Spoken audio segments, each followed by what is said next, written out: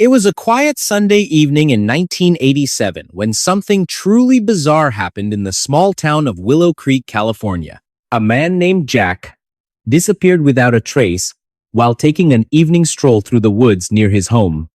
Days later, his body was found. But what made it so unsettling wasn't just how far he had traveled from where he vanished. It was the condition of his remains and the lack of answers surrounding his death. His clothes were intact, yet his body bore signs of trauma that no one could explain. Hi everyone, you're listening to Thousand Fragments. The moment no one saw, the memory no one kept. I'm bringing it back. Drop a comment below and let me know where you are today. I'm all ears. And let's begin.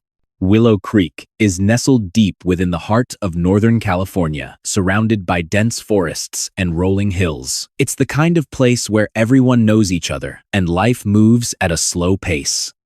Jack lived here with his wife and 2 children in a modest home on Maple Street. To those who knew him, Jack was the epitome of normalcy, a hardworking father, a devoted husband, and someone who loved nothing more than exploring the wilderness nearby.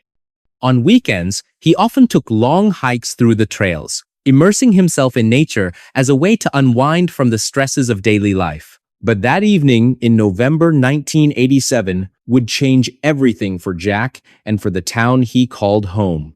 The day began like any other. After dinner, Jack told his family he was going out for a quick walk before bed. He slipped into his favorite leather jacket, grabbed a flashlight, and stepped outside into the crisp autumn air. His wife waved goodbye, assuming he'd be back within an hour or so.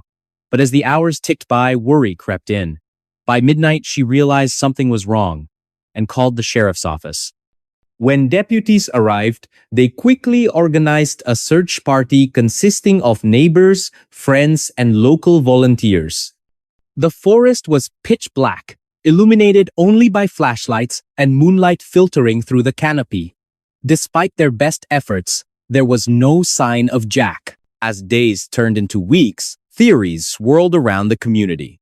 Some suggested foul play, perhaps Jack had stumbled upon something dangerous during his walk. Others believed he might have wandered off too far, disoriented in the dark. But none of these explanations seemed plausible once his body was discovered nearly 3 miles away from where he disappeared. What shocked investigators even more was the state of his remains. His clothing remained undisturbed, but his body showed clear signs of physical violence, broken bones, bruising, and cuts that didn't match typical wildlife attacks. It was as if whoever or whatever took Jack wanted to leave behind cryptic clues rather than definitive answers. Let's rewind to understand the man behind the mystery. Jack was a well-liked figure in Willow Creek, known for his calm demeanor and love for adventure. At 45 years old, he worked as a carpenter during the week, but spent most of his free time outdoors. Friends described him as physically fit, capable, and confident in the wilderness. Yet, despite his experience, Jack seemed unusually restless leading up to that fateful night. According to his wife, he mentioned feeling watched several times over the past few months, though he couldn't pinpoint why. She dismissed it as stress, attributing it to long hours at work and financial pressures. Little did she know, this feeling of being observed would soon become chillingly relevant. Back to the present. Investigators pored over evidence collected from the scene. Footprints matching Jack's boots were found leading away from the house, but after about half a mile, they abruptly stopped. There were no signs of struggle, no blood trails, nothing to indicate anything unusual until his body was discovered weeks later. One detail stood out above the rest, a strand of hair tangled in a bush near the trail. DNA testing confirmed it belonged to Jack, but further analysis revealed traces of an unknown substance embedded in the strands. Was this residue contamination? Or could it point towards something else entirely? Public fascination with the case grew exponentially thanks to burgeoning true crime podcasts and documentaries. Among them was Time's Whispers in the Woods*, hosted by investigative journalist Linda Hayes. Each episode combined archival footage, expert analysis, and newly uncovered evidence to paint a vivid picture of events surrounding that fateful night. Listeners became armchair detectives, debating theories ranging from elaborate hoaxes to tragic accidents. During one particularly heated discussion forum, a listener named Brian Carter posed a thought-provoking question. What if Jack wasn't taken by human hands? What if there's another explanation altogether? This theory sent shockwaves through the true crime community, drawing both admiration and skepticism. Fast forward to 2010, and advancements in forensic technology offered new hope. A team led by Dr. Emily Grant, a renowned forensic psychologist, revisited old evidence using cutting-edge techniques unavailable during the initial investigation. One breakthrough involved analyzing fibers found under Jack's fingernails. Results revealed microscopic particles resembling pollen, but originating from plants not native to California. These findings prompted renewed scrutiny of similar cases across the United States. Could Jack's disappearance represent part of a broader pattern? Investigators identified potential links to other unsolved disappearances in remote areas, sparking debates about supernatural phenomena or even extraterrestrial involvement. Meanwhile, public interest in Jack's story reached unprecedented levels. Social media platforms buzzed with theories, some credible, others far-fetched, yet all contributing to a global conversation about justice and accountability. Facebook groups dedicated to discussing leads attracted thousands of members worldwide. Conversations ranged from speculative musings to well-researched arguments supported by data. One member, Amanda Grant, gained prominence when she identified similarities between Jack's case and other mysterious deaths involving individuals found miles away from their last known location. Her findings prompted authorities to explore connections previously dismissed as coincidental. Are we looking at copycat crimes? Or does this suggest something larger? In 2013, a former neighbor came forward, claiming to recall suspicious activity near Jack's home days before his disappearance. Though vague, these recollections sparked new lines of inquiry. Detectives revisited old statements, searching for overlooked details that might connect dots unseen before. Every little piece matters, insisted Detective James Peterson during another late-night session reviewing files stacked high around his desk. By 2020, social media played increasingly vital roles in disseminating information related to the case. Twitter threads dissected evidence, Reddit forums debated theories, and YouTube channels uploaded videos piecing together fragments of the puzzle. Then came the twist. Forensic genealogy techniques identified a distant relative linked to DNA profiles discovered at the crime scene years earlier. Investigators raced to interview the individual, uncovering surprising ties to Willow Creek during the mid-1980 seconds. While circumstantial, the connection provided tantalizing possibilities worth pursuing.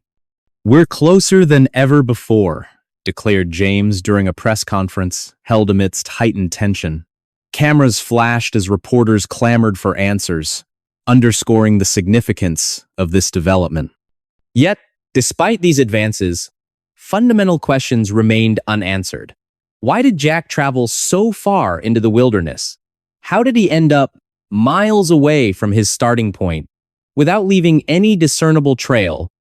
And perhaps most hauntingly, what role, if any, did the town itself play in his demise?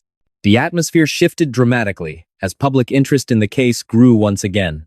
Online forums buzzed with discussions, piecing together clues and debating theories. Social media campaigns reached millions, reminding the world of Jack's story and the importance of vigilance. What really happened to Jack? Is he still alive somewhere, waiting to be found?